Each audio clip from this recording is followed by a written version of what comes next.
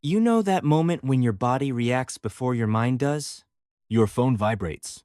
A notification lights up the screen. And before you even read it, your stomach tightens. Not because you know what it says, but because your nervous system has learned a pattern. Experience has trained it. A bill you forgot. A charge you weren't ready for.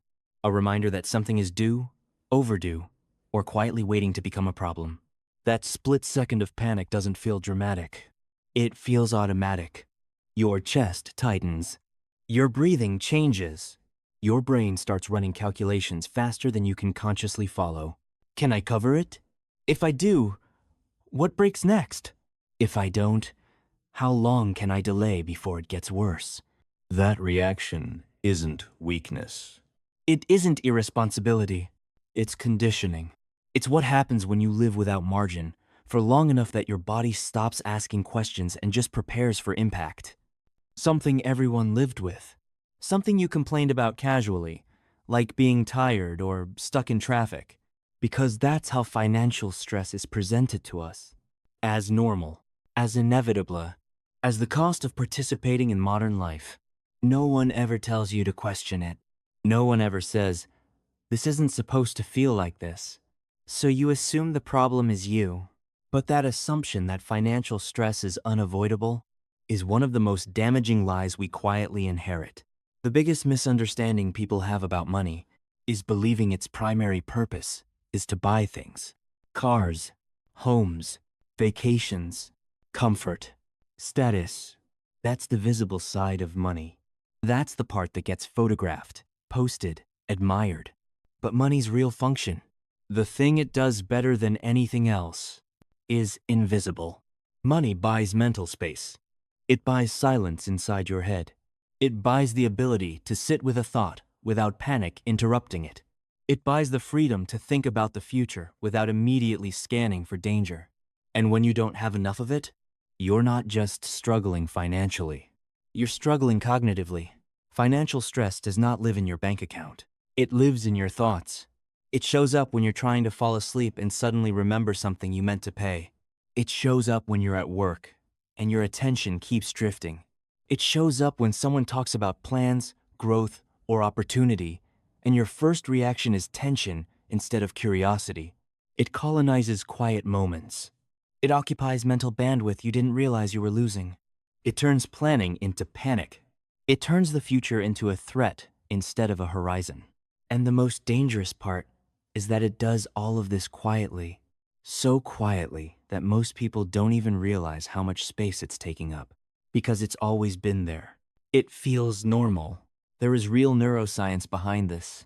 Not motivational psychology. Not mindset language. Not affirmations. Biology.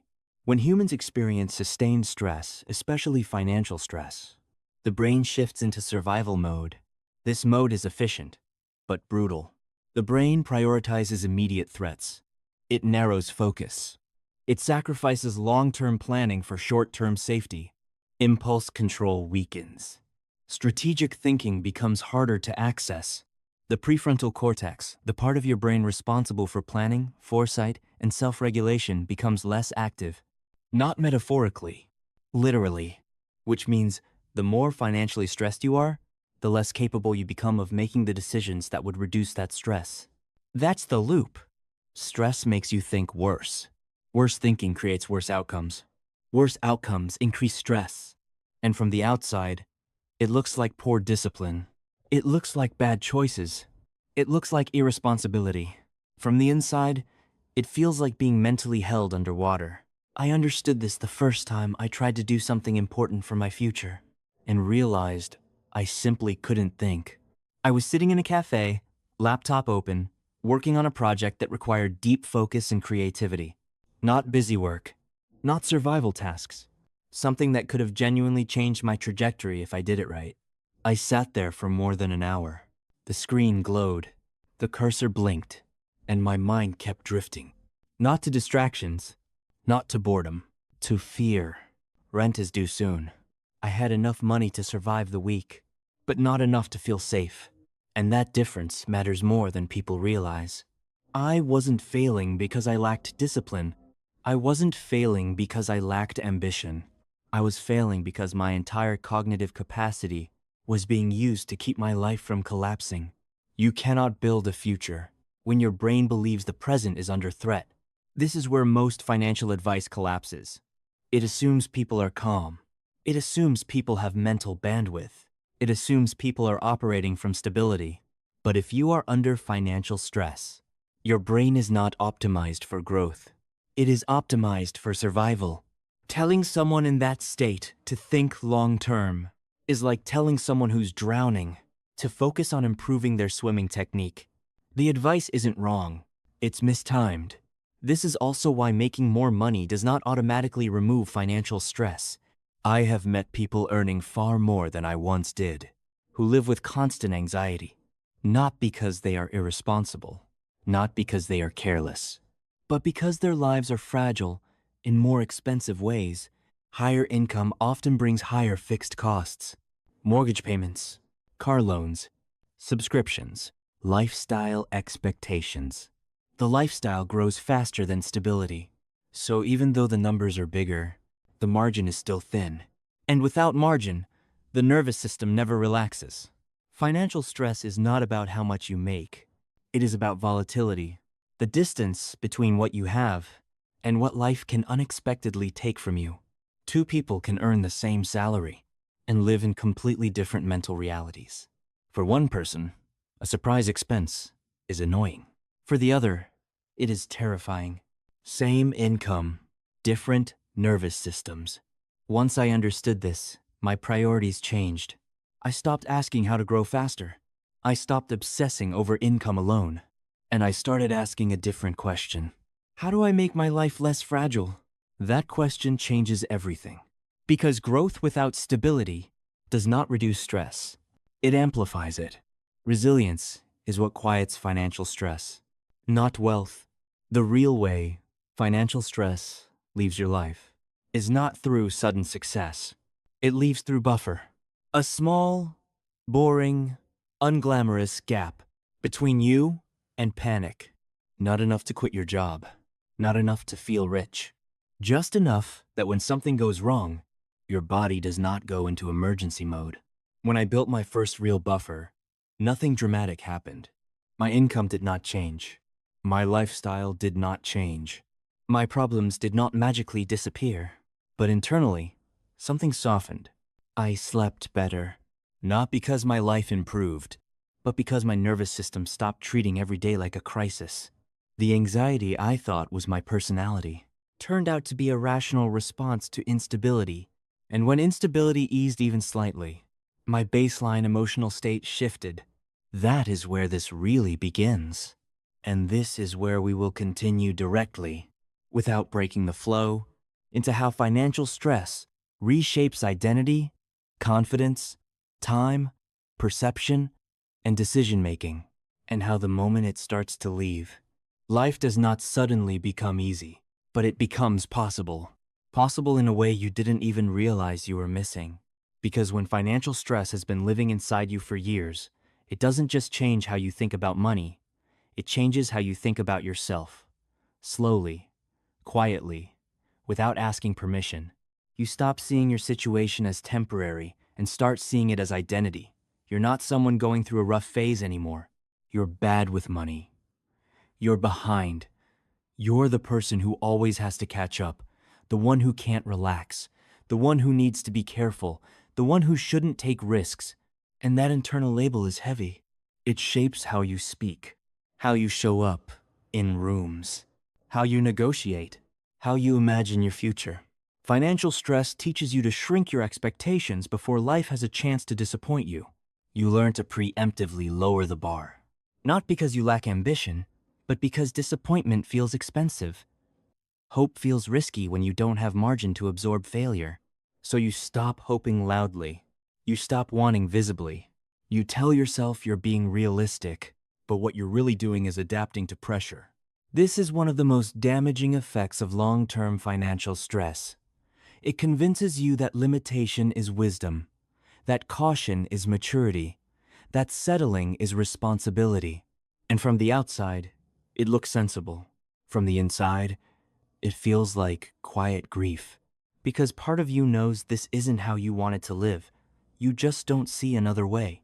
Financial stress also changes how you relate to time. When you're stable, time feels open, elastic. You can think in seasons, in years. You can imagine trajectories. When you're stressed, time collapses. Your world becomes the next bill, the next deadline, the next thing that might go wrong. You stop asking, where do I want to be in 5 years? And start asking, can I make it to Friday? This is not a mindset problem.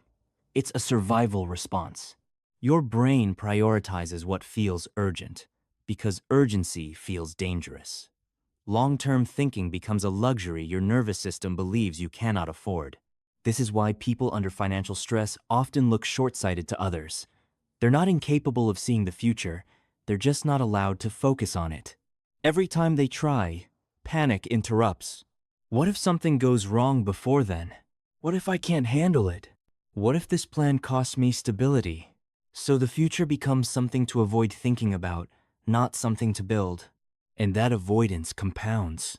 Because when you don't plan, you drift. When you drift, you react. When you react, you give up control. And control is the first thing financial stress takes from you. This is also why motivation feels unreliable when you're under pressure. You can have goals. You can want more. You can understand what you should do. But wanting something and having the capacity to pursue it are two different things. Financial stress drains capacity. It doesn't just make things harder, it makes them heavier. Simple decisions feel exhausting. Small setbacks feel catastrophic. Ordinary problems feel personal. And the most dangerous part is that over time, you stop trusting yourself. You look at your past decisions through the lens of stress and conclude that you're the problem. You ignore the context. You ignore the pressure. You ignore the fact that you were making decisions while your brain was running in emergency mode. You judge yourself as if you had full clarity when you didn't. That self-judgment deepens the stress. Because now, it's not just money you're worried about. It's your competence, your worth, your future. This is why financial stress is so corrosive. It doesn't stay in its lane, it spreads. It affects how you communicate in relationships, how you show up at work, how you handle conflict, how you interpret other people's success. It makes comparison painful. It makes celebration complicated. It makes rest feel undeserved. Even joy gets filtered through calculation. Can I afford to enjoy this? Should I be saving instead? What if this comes back to bite me? You're never fully present because part of you is always scanning for consequences. And over time, that vigilance becomes exhausting. This is where the buffer starts to do its real work. Not by fixing your life overnight, but by interrupting this pattern. The first time you have money set aside that is not already spoken for, something subtle changes. Your thoughts slow down, not dramatically, not magically, but enough that you notice. You pause before reacting. You breathe before deciding. You stop immediately jumping to worst-case scenarios. That pause is everything, because inside that pause is choice. When you don't have buffer, every decision feels forced, urgent, non-negotiable. When you have buffer, decisions become optional, and optionality is the beginning of freedom. The buffer doesn't eliminate problems. It changes how problems feel. A problem stops being an existential threat and becomes a logistical issue. That distinction matters more than people realize. Because existential threats trigger panic. Logistical issues trigger planning. Planning is where intelligence lives. This is why people often describe feeling smarter once financial stress begins to ease. They didn't gain intelligence, they regained access to it. Their brain is no longer throttled by fear. Their mental RAM is no longer occupied by constant calculations about survival. They can finally think clearly enough to notice inefficiencies, patterns, opportunities. They start making better decisions not because they suddenly became disciplined, but because they finally have the mental space to see what was obvious all along. This is also where shame begins to loosen its grip. When you're financially stressed, shame is always close by. You feel behind. You feel exposed. You feel like you're failing at something everyone else seems to manage. That shame keeps you silent. You don't ask for help. You don't negotiate. You don't push back. You accept terms that don't serve you because confrontation feels risky. The buffer gives you courage, not because it makes you brave, but because it makes you safer. Safety allows honesty. You can say no without panicking about consequences. You can walk away from bad deals. You can wait instead of rushing.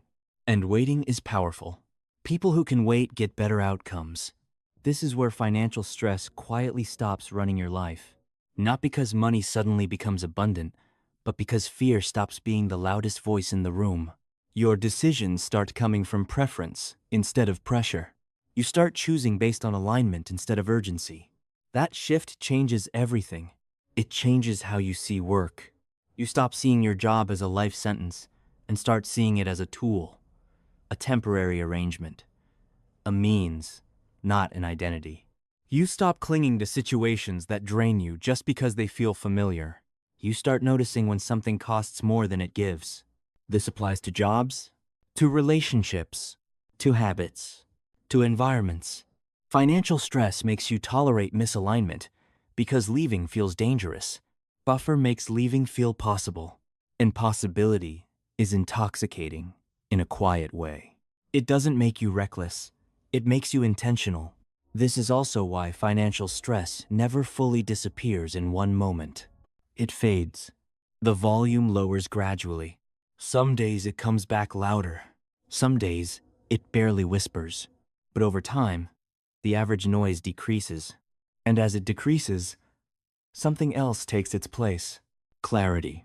You start thinking in longer arcs. You start connecting actions to outcomes. You start seeing cause and effect more clearly. You notice how small decisions compound, how tiny habits create momentum, how stability builds on itself. This is where growth finally becomes sustainable, not forced, not desperate, not driven by panic, but steady. And that steadiness is what most people mistake for confidence. It's not confidence, it's capacity. You now have the capacity to make good decisions consistently. That's rare, and it's valuable. This is why the real way financial stress finally leaves your life is not through a single raise, a single investment, or a single breakthrough. It leaves through structure, through margin, through buffer, through systems that protect you from volatility. It leaves when your nervous system learns that one bad day will not destroy you. It leaves when your brain stops bracing for impact all the time. It leaves when you are no longer forced to live in reaction mode. And when that happens, your life opens up in ways that are hard to explain to someone who hasn't felt it. You don't feel rich. You feel calm. You feel capable. You feel like you can finally think. And thinking clearly is the foundation of everything else. Because once you can think clearly, you can plan. Once you can plan, you can choose. Once you can choose, you can build. That is the real exit from financial stress. Not dramatic, not instant, but real. And permanent in the way that matters most. Permanent in the sense that it rewires how you move through the world, even when life throws noise back at you. Because here's the truth most people never articulate. Financial stress doesn't disappear forever. It doesn't vanish like a switched-off light. What changes is its authority. It stops being the central command system running your life. When stress controls you, every decision is filtered through fear. When stress loosens, fear becomes just one input, not the final judge. That difference is everything. Before, when something unexpected happened, your body reacted as if danger was imminent. Heart rate up, thoughts racing. Worst-case scenarios lining up instantly. Your brain didn't ask, "What's the smartest move here?" It asked, "How do we survive this without falling apart?" After buffer enters the picture, the same event lands differently. There's still tension, you're human, but it doesn't hijack you. You feel the problem instead of becoming the problem. You assess instead of panic. You respond instead of react. That subtle shift changes the trajectory of your entire life. Because most damage doesn't come from problems themselves. It comes from how we respond to them under pressure. Financial stress trains you to respond fast and defensively. Buffer gives you permission to respond slowly and intelligently. And intelligence compounds. Once you're no longer mentally cornered, you start noticing how many of your past mistakes weren't really mistakes at all. They were pressure responses. They were decisions made with limited information, limited time, and limited emotional bandwidth. You stop rewriting your history as personal failure and start seeing it as context. That reframing alone is healing. It restores trust in yourself. And self-trust is critical because building a stable life requires believing that you can handle uncertainty without self-destructing. This is also where patience starts to emerge. Not forced patience, but natural patience. When you're financially stressed, waiting feels dangerous. Every delay feels like risk. You rush because you believe standing still will cost you something. When you have buffer, waiting becomes strategic. You can let opportunities come to you instead of chasing anything that promises relief. You start asking better questions. Not, how do I escape the situation as fast as possible? But is this actually good for me long term? That question alone filters out a surprising amount of bad decisions. You stop jumping at short-term fixes that create long-term damage. You stop borrowing peace from the future. You stop trading stability for temporary relief. This is where financial stress truly begins to lose its grip when urgency no longer dictates your moves. Your relationship with work changes here too. Before, work feels like a lifeline, something you cling to because the alternative feels terrifying. You tolerate conditions you shouldn't because you're afraid of the gap. After buffer, work becomes leverage. You still need it, but it doesn't own you. You can think clearly enough to evaluate whether a job is actually serving your life or just consuming it. You notice how much energy certain environments drain. You notice how some secure roles come with hidden costs. You notice how burnout isn't always about workload. It's often about lack of control. Financial stress makes control feel impossible. Buffer brings it back in small, meaningful ways. You may not quit tomorrow. You may not pivot instantly, but mentally, you're no longer trapped. And that mental freedom changes how you show up. You speak more directly. You set firmer boundaries. You stop over-explaining, because when you're not afraid of collapse, you don't need to perform for safety. This carries into relationships too. Financial stress makes you over-accommodate. It makes you afraid of conflict because conflict feels expensive. You avoid conversations that might destabilize things. With buffer, you're more honest. Not aggressive, clear. You don't cling as tightly to people or situations that don't align, because you're not desperate for external stability to replace internal chaos. You start choosing relationships that feel mutual instead of transactional. This is rarely talked about, but it's real. Financial stress quietly trains you to accept less respect, less balance, less alignment, because asking for more feels risky. Buffer changes that calculus. And as this continues, something else shifts. Your sense of time expands. You stop living in countdowns. You stop measuring life in deadlines and due dates. You start seeing space between moments. That space allows reflection. Reflection allows learning. Learning allows growth that isn't fueled by panic. This is why people who escape chronic financial stress often describe it as waking up. Not because life suddenly becomes perfect, but because they're no longer operating on autopilot. They're present. They can think 3 steps ahead instead of 1 step at a time.